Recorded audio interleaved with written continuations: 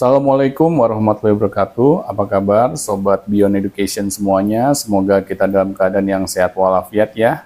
Kita bertemu kali ini lagi nih dengan Miss Feby. Kita akan membicarakan sesuatu hal yang sekarang sedang banyak nih diperbincangkan di dunia anak remaja saat ini. Ya semoga apa yang kita bicarakan dapat dipetik manfaatnya nih oleh teman-teman semuanya. Amin. Oke, Feb, apa nih yang mau kita bahas? Jadi akhir-akhir ini forum kampus saya tuh lagi berisik Pak, lagi berisik banget dengan perdebatan. Ada yang ngomong cintai aku ada apanya atau cintai aku apa adanya. Itu agak klise ya Pak, kayak semua orang ngomong kayak cintai gue apa adanya lah gitu kan. Tapi kita nggak bisa bullshit ya pada dunia ini, kita perlu sesuatu, entah uang, entah ketampanan, entah apapun itu gitu. Jadi apa sih menurut Bapak tentang kata-kata cintai aku apa adanya dulu deh? Oke, cintai aku apa adanya. Ini kadang masih nggak jelas gitu. Konsepnya apa? Cintai aku apa adanya. Karena kan kadang orang memang ingin yang menjadi ininya dia, orang yang dia sayanginya itu, mencintai dia dengan setulus hati gitu. Menerima dia apa adanya. Ini kadang bisa menjadi bumerang kalau kita telan mentah-mentah. Karena apa? Karena ketika hal itu yang menjadi tujuan kita misalnya melangsungkan ke jenjang yang berikutnya, ya, misalnya dari fase kita hanya saling kenal, terus kita ingin lebih serius lagi, tapi kita masih memiliki konsep itu ya di dalam hubungan kita. Ini yang saya takutkan akan menjadi hal yang bermasalah gitu. Ini bisa apa ya? Kalau di dunia ini ya pernikahan ya, ketika kita sudah di jenjang pernikahan apalagi sampai punya anak gitu. Konsep ini bisa-bisa akan menjadi blur gitu. Ya. Kenapa? Karena akan banyak tanggung jawab di dalam suatu pernikahan, baik dari pihak si istri maupun si suami. Kalau kita istilahnya masih membawa model konsep yang seperti ini, kita akan menjadi beban gitu bagi pasangan kita. Karena apa? Ketika kita nggak perform, kita dengan gampangnya gitu, istilahnya mengucapkan, lo kan dulu katanya terima gue apa adanya. Sekarang kenapa berubah gitu? Kalau nggak terima gue apa adanya lagi gitu kan, lo banyak nuntut gitu. Nah ini yang kadang kita ketika misalnya pas pacaran atau saling mengenal gitu, kita suka melupakan hal ini. Kalau saya sih ya harus hati-hati dengan kata-kata itu gitu. Cintai aku apa adanya. Berarti Bapak di tim cintai aku ada apanya dong? Itu juga nggak 100% Kenapa tuh? benar. Kenapa? Karena kadang, tanda kutip ya, konotasinya itu negatif gitu.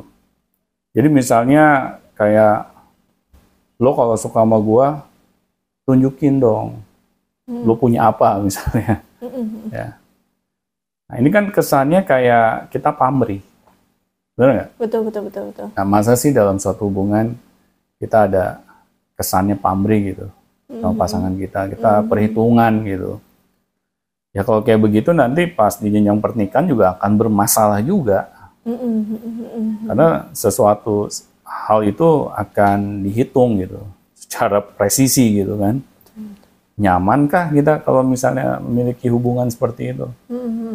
Pastinya nggak nyaman kan. Enggak. Karena kita selalu berhitung gitu. Istri kita berhitung, kitanya juga ikut berhitung gitu. Nah, kalau saya sih lebih setuju balance. Ya. Jadi cintai aku apa adanya, tapi masih ada koma gitu. Ya. Komanya itu ya lo juga harus mau berusaha dong, ya. Lo harus menunjukkan gitu kegigihan lo gitu. Misalnya dia seorang laki-laki gitu ya, mau mencari nafkah tuh yang istilahnya bisa dilihat kan ya, orang kalau masih muda, dia seorang pencari nafkah yang hebat gitu ya, dia akan mau untuk berusaha meskipun dia masih tinggal sama orang tuanya gitu ya, tapi dia nggak akan istilahnya menjadi anak mama gitu. Dia mau misalnya berusaha minimal menafkahi dirinya sendiri deh. Ya. Misalnya membayar uang kuliahnya sendiri. Itu keren banget itu. Kalau ada anak muda yang seperti itu. Meskipun dia anak orang kaya. Tapi dia nggak mau menyusahkan orang tuanya. Dia berusaha berjuang gitu, mencari nafkah. Nah, salah satu tanda dia adalah pasangan yang istilahnya ideal, ya itu ciri-cirinya. Dia sudah sejak muda hidup mandiri. Ya. Kalau perempuan ya beda lagi lah. Kalau perempuan kan nggak ada kewajiban mencari nafkah. Betul. Ya. Kalau perempuan yang minimal nggak apa-apa, dia harus memiliki pendidikan yang setinggi-tingginya.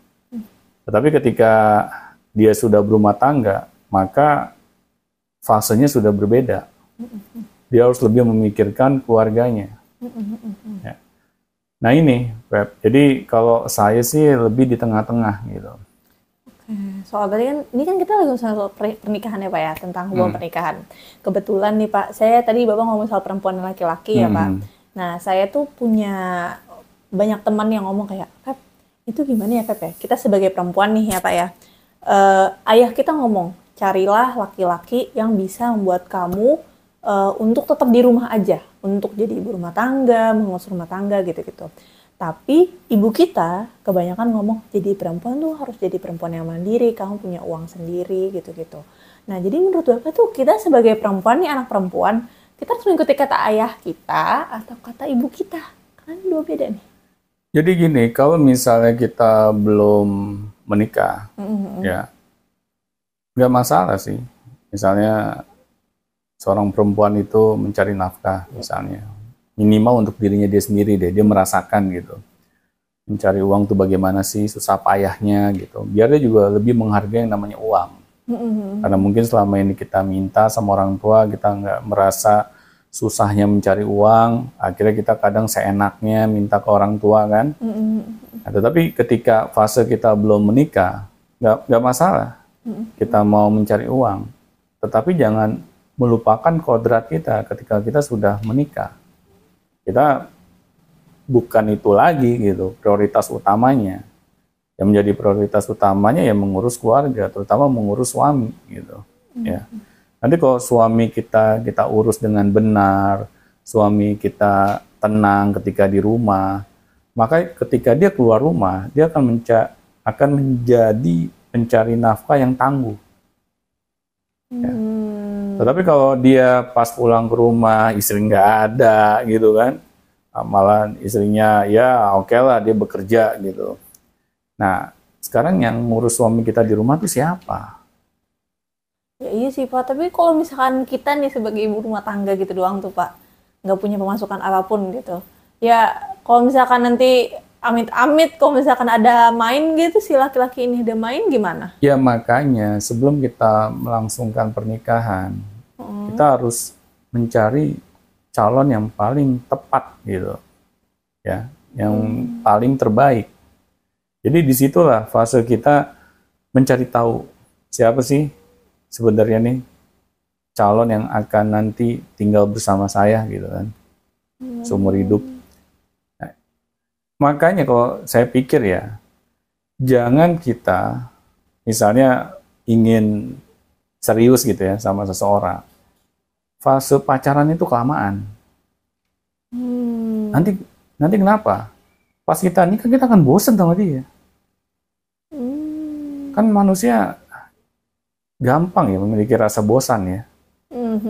Kalau misalnya kita pacaran bertahun-tahun gitu, apalagi kita pacarannya itu udah ya kayak orang berumah tangga aja gitu kan, kita nggak ada remnya.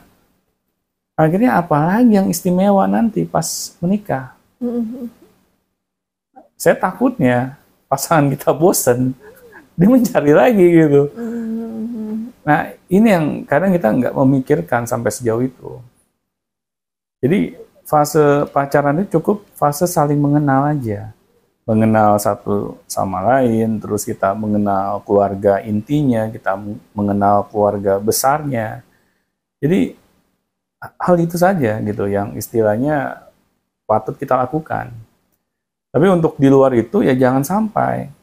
Nanti kalau kita sampai terlalu jauh ketika pacaran, konsekuensinya nih pas nikah.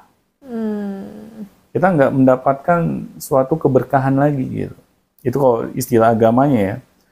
Nah, tapi kalau istilah ininya anak mudanya lagi udah hambar gitu. Iya beneran.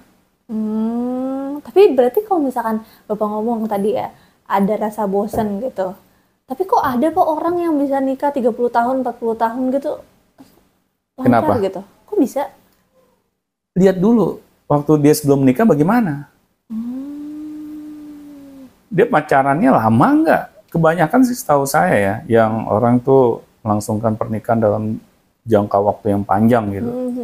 Biasanya waktu pas pacaran tuh hanya sebentar, hanya saling kenal, ya terus ya keluarganya juga saling kenal gitu. Di situ akhirnya ketika dia menikah, pernikahan itu penuh dengan keberkahan. Karena tidak ada larangan agama yang dia langgar gitu. Makanya kehidupan pernikahan kita tuh lebih adem gitu. Ya. Paham. Nah, tetapi kalau sebelum kita nikah semua larangan agama kita langgar, ya sudah gitu. Pas kita nikah juga hambar jadinya. Ya. Karena kita sudah banyak mencoba gitu kan, yang sebenarnya itu belum patut gitu. Nah, jadi itu Feb gitu. Ya kamu lihat deh, tanya deh orang-orang yang pernikahannya itu panjang gitu ya, usia pernikahannya. Coba kamu tanya sama mereka, belajar dari mereka, kok bisa gitu. Nah di situ saya yakin gitu, apa yang saya katakan ini ya nggak asal ucap. Berarti tadi kalau misalkan soal tadi ya Pak, ya, berarti kita lebih mendengarkan kata ayah kali ya. Untuk mencari pasangan yang memang bisa settle gitu ya, bahasanya bisa menghidupi kita. Iya, saya setuju. Tapi jangan sampai kita melupakan hati kita juga. Paham nggak? Maksudnya gimana tuh? Ya kita pengen punya pasangan yang settle.